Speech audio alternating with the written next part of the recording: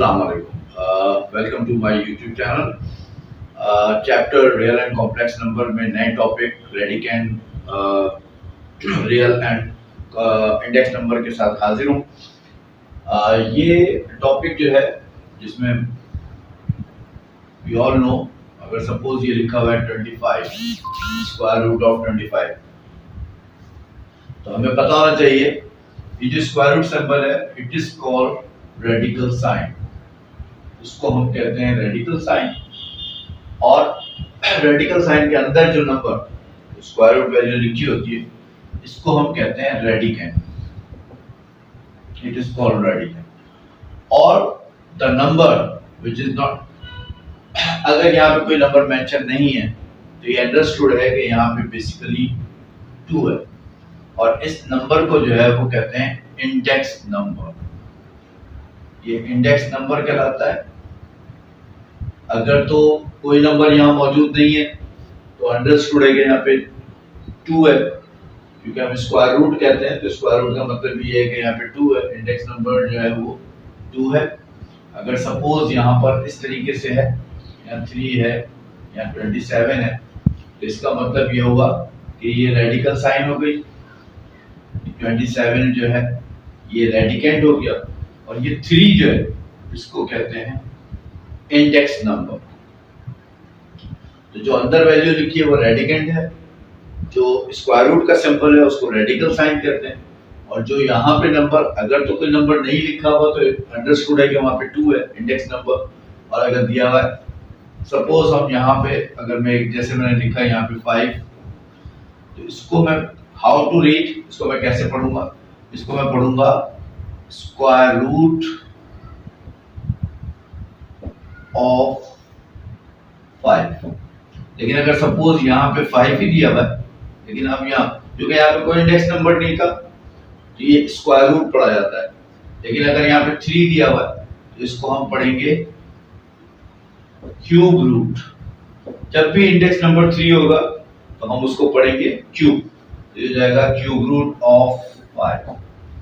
अगर सपोज यहाँ पे दिया हुआ है 4, अगर इंडेक्स नंबर आपका जो है वो 4 है तो 4 का मतलब ये हुआ कि इसको हम पढ़ेंगे fourth root of, how we read fourth root of 5। और इन केस अगर यहाँ पे कोई इंस्टेड ऑफ नंबर यहाँ पे एक वेरिएबल दिया हुआ है n, तो हम इसको पढ़ेंगे nth रूट ऑफ 5। ये तरीका होता है पढ़ने का। तो सबसे पहली बात ये, मैंने आपको बताया कि स्क्वायर रूट जो है उसको रेडिकल साइन होता है, उसके अंदर जो वैल्यू होती है उसको रेडिकेंट कहते हैं।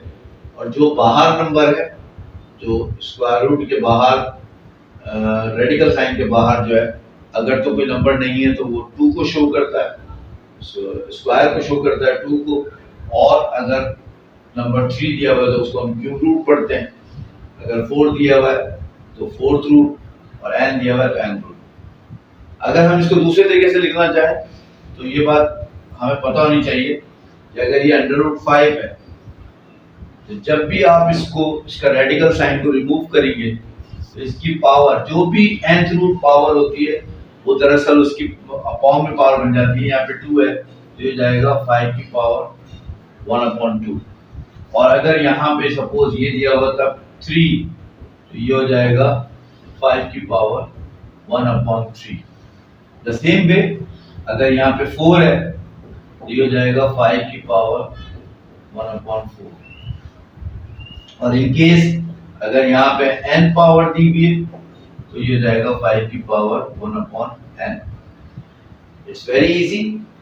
यानी अगर 5 है और अगर हम रेडिकल साइन को रिमूव करते हैं, रेडिकल साइन को रिमूव किया तो उसकी पावर जो है वो हाफ हो जाएगी 1/2। और अगर यहाँ पर 3 है तो 1/3 एंड वाइस वर्सा। तो ये एक बेसिक चीज है जो कि हमें पता होनी चाहिए about radical, radicand and index number. इसके बाद अब हम पढ़ेंगे रेडिकल फॉर्म और एक्सपोनेंशियल फॉर्म। अभी हमने पढ़ा था रेडिकल और रेडिकेंट के बारे में। अब जैसा कि मैंने अभी आपको बताया कि अगर सपोज इस तरीके से लिखा है 5 की पावर यहाँ पे 3 लिखा है, तो ये रेडिकल फॉर्म है जिसमें कि रेड स्क्वायर रूट यानी रेडिकल साइन मौजूद है, रेडिकेंड है और इंडेक्स नंबर है। अगर मैं इसको रेडिकल साइन को हटाता हूँ, जैसे कि मैंने आपको बताया था, जब हम रेडिकल साइन हटाएंगे तो इसकी पावर आ जाएगी 1/3। तो this is called exponential form. अगर सपोज यहाँ पे जैसे लिखा हुआ है 81 और यहाँ लिखा हुआ 4, अब अगर हम इसको ये this is called radical form. अगर हम इसके इंडेक्स रेडिकल साइन को अगर हम रिमूव करते हैं तो ये हो जाएगा 81 की पावर 1/4। इन केस यहाँ पे दिया हुआ है p और इसकी पावर जो है यहाँ पर n है, और इन केस यहाँ पे जो है वो m दिया हुआ है। अगर हम इस रेडिकल साइन को हटाते हैं तो ये p की पावर m है और ये n जो है वो nth रूट है जो कि अपॉन में आ जाती है। तो जब हम इसको हटाएंगे तो ये हो जाएगा p is equal to m/n, यानी पावर जो इसकी पावर है बेस की वो न्यूमरेटर में रहेगी और जो nth रूट पावर है वो डिनोमिनेटर में आ जाएगी, तो ये हो जाएगा m/n। इन केस अगर इसी तरीके से हम एक और वो कर लेते हैं, जैसे हमने लिखा 2 की पावर 7 और यहाँ पे लिखा हुआ है 5। तो जब हम इस रेडिकल साइन को ये रेडिकल फॉर्म है, जब हम इसको एक्सपोनेंशियल फॉर्म में डिस्प्ले कर रहे होंगे या लिख रहे होंगे तो हम इसके लिए जब हम रेडिकल साइन को रिमूव करेंगे तो क्योंकि ये 2 की पावर 7 है तो 7 जो है वो न्यूमरेटर में रहेगी और ये फिर 5 जो है वो nth रूट है यानी अपॉन में आ जाएगा, तो ये हो जाएगा 7/5। तो ये एक मेथड होता है यानी रेडिकल फॉर्म और एक्सपोनेंशियल फॉर्म। इन केस अगर हम यहाँ पर मैं एक लिख दूं, जैसे मैंने लिखा कि 7 की पावर 8/3, 7 रेज़्ड टू पावर 8/3। अगर मैं इसको रेडिकल फॉर्म में शो कर रहा हूँ तो डेफिनेटली मुझे पता है कि यहाँ पर बेस जो है वो 7 है और 7 की पावर कितनी है 8, तो ये 8 आ जाएगा और ये 3 जो है ये क्योंकि डिनोमिनेटर में nth रूट है तो ये बन जाएगा इंडेक्स नंबर। तो ये वाइस वर्सा होता है, हम रेडिकल फॉर्म से एक्सपोनेंशियल फॉर्म में भी कन्वर्ट कर सकते हैं और एक्सपोनेंशियल फॉर्म से रेडिकल फॉर्म में भी लिख सकते हैं। तो ये तरीका है किसी भी नंबर को रेडिकल फॉर्म से एक्सपोनेंशियल या एक्सपोनेंशियल से रेडिकल फॉर्म में चेंज करने का। अब हमारा नेक्स्ट टॉपिक है प्रॉपर्टीज ऑफ रेडिकल नंबर। अब हम पढ़ रहे हैं प्रॉपर्टीज ऑफ स्क्वायर रूट। यहाँ मैंने कुछ प्रॉपर्टीज लिखी हैं।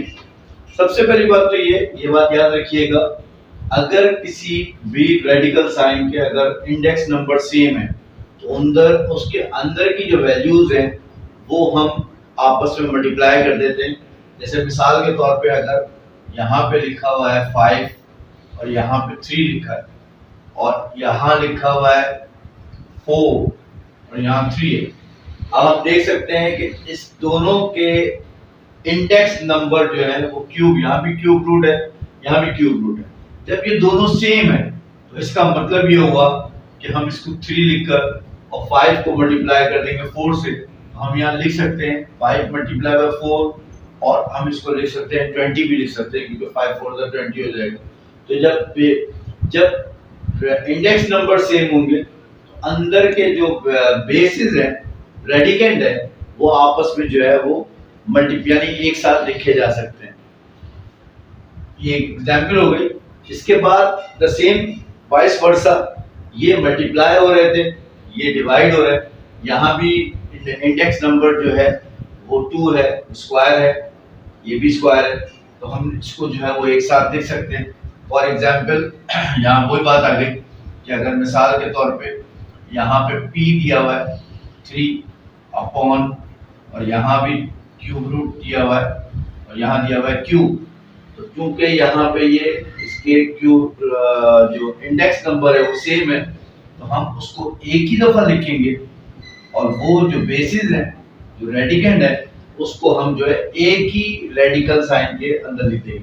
यहाँ भी हमने रेडिकल साइन एक ही बनाया क्योंकि दोनों की पावरेज जो है इंडेक्स नंबर जो है वो सेम थी।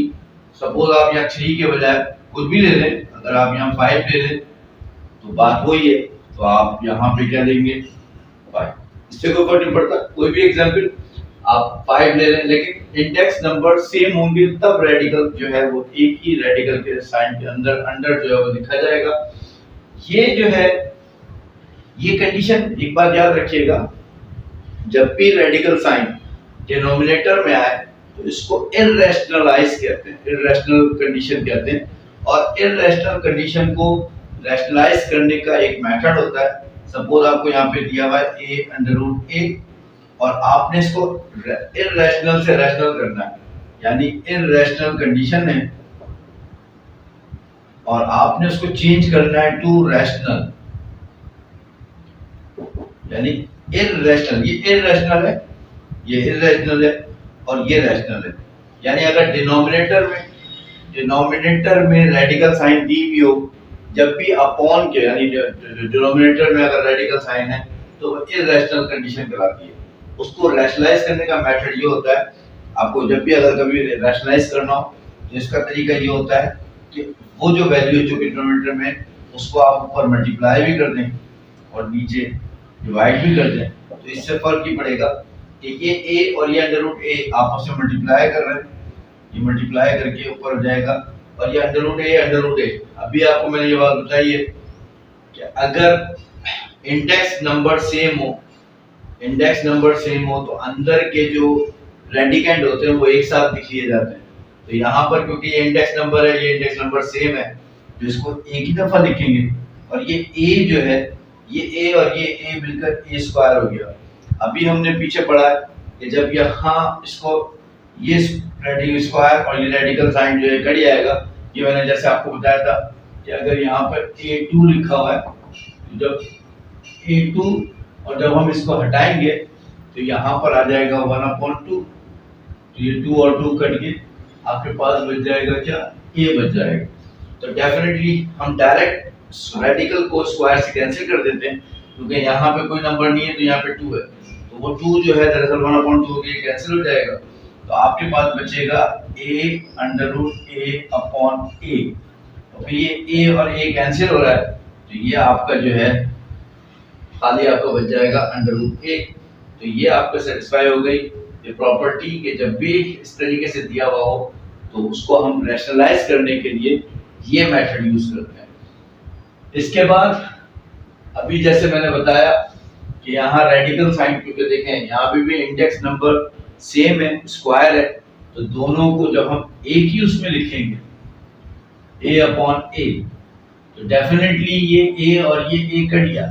जब a कट गया तो आपके पास अंडर रूट में बचा क्या, खाली 1 बचा और 1 का अंडर रूट 1 ही होता है, यानी आपके पास a कट गया, आपके पास 1 जो है वो बाहर आ जाएगा। सबसे ये जो है अच्छा ये क्या है कि अगर सपोज आपके पास एक क्वेश्चन दिया हुआ है 7 under root 5 plus 3 under root 5।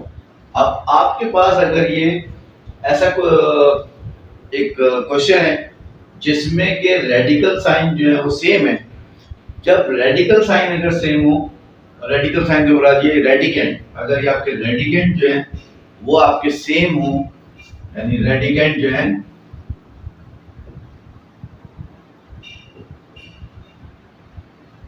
अगर आपके रेडिकेंड सेम है तो उनके बाहर जो नंबर है वो फिर ऐड हो जाएंगे, यानी हो जाएगा 7 + 3 और रेडिकेंड जो है वो हम एक ही दफा लिखेंगे। हम उसको जो है 2 टाइम नहीं लिखेंगे बल्कि उसको हम कॉमन ले लिया, एक ही दफा लिखेंगे। तो 7 + 3 जो है ये हो जाएगा 10 अंडर रूट 5। यानी जब भी कभी अगर किसी नंबर्स को रेडिकल साइन के नंबर्स जो है वो ऐड हो रहे हैं या सब्ट्रैक्ट हो रहे हैं तो सबसे पहले ये देखते हैं कि रेडिकेंड सेम है या नहीं। अगर तो रेडिकेंड सेम है तब तो उसके नंबर जो बाहर नंबर दिए हुए हैं ये असल में नंबर है, ये इंडेक्स नहीं है। इंडेक्स नंबर जो है वो यहाँ होता है, ये 2 है, ये नंबर है जो कि आपस में क्या हो गया, प्लस हो गया। अगर सपोज आपको एक क्वेश्चन दिया हुआ है 9 √3 माइनस 5√3। तो यहाँ पर क्योंकि देखें ये रेडिकेंड, फिर ये वाला रेडिकेंड जो है ये सेम है, रेडिकेंड सेम हो गए, अंदर की वैल्यू सेम है, तो बाहर जो 9 और -5 है वो आपस में माइनस हो जाएगा, और रेडिकेंड साइन जो है हम अंडर द रेडिकल हम सिर्फ उसको रेडिकेंड को एक ही दफा लिखेंगे, और 9 - 5 जो है उधर से क्या आ जाएगा 4√3। ये एक प्रॉपर्टी है कि अगर रेडिकेंड सेम हो तो उनके बाहर की वैल्यूज प्लस भी हो सकती हैं और माइनस भी हो सकती है, मैंने आपको बता दिया।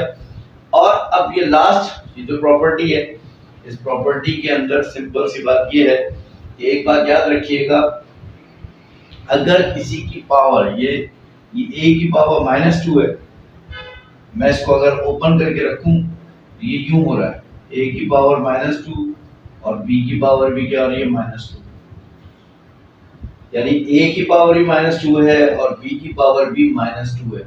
अब मुझे ये पता है कि जब किसी की पावर माइनस हो तो अगर उसकी पावर को पॉजिटिव करना हो तो उसको डिनोमिनेटर से न्यूमरेटर में ले जाते हैं, यानी ये पावर माइनस में तो ये ऊपर जाके इसकी पावर जो है -2 जो है वो प्लस हो जाएगी।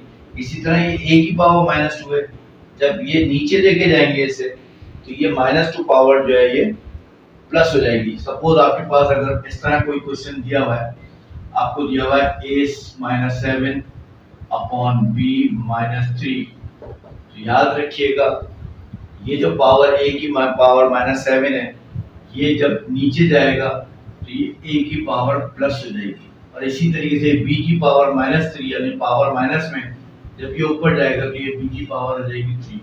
यानी किसी की पावर अगर नेगेटिव हो और उसको पॉजिटिव करना हो तो सिंपल उस बेस को इसकी पावर माइनस में उसको reciprocal, in that sense reciprocal कि अगर दोनों माइनस है, वरना जिसकी पावर माइनस है तो उसको अगर वो ऊपर माइनस है तो नीचे ले जाएंगे, और अगर नीचे माइनस है तो ऊपर ले जाएंगे।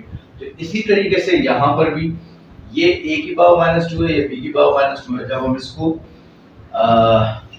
पॉजिटिव कर रहे होंगे तो ये हो जाएगा, क्योंकि रेडिकल साइन के अंदर ये तो ये b की पावर 2 हो जाएगी और ये हो जाएगी a की पावर 2। क्योंकि दोनों की पावर 2 है तो ऑब्वियसली 2 को हम एक ही दफा लिखेंगे और ये पॉजिटिव हो जाएगी। यानी जो बेस पहले ऊपर था पावर माइनस की वजह से वो पॉजिटिव होके वो नीचे आ गया, और इसी तरह b जो है जो निगेटिव था वो ऊपर चला गया और इसकी पावर नेगेटिव से क्या हो गई पॉजिटिव हो गई। तो ये कुछ प्रॉपर्टीज हैं जिसको हम आगे अप्लाई करेंगे एक्सरसाइज सॉल्व करने के लिए। आई होप कि आपको ये वीडियो पसंद आई होगी। मेरी आपसे रिक्वेस्ट है कि आप मेरे चैनल को ज़्यादा सब्सक्राइब करें, और अगर इस चैप्टर से रिलेटेड अगर आपको पिछली वीडियोस देखनी है तो आई बटन पे जाके जो है आई बटन पे जाके और जो वीडियोस हैं पिछली वो आप देख सकते हैं। थैंक यू, अल्लाह हाफ़िज़।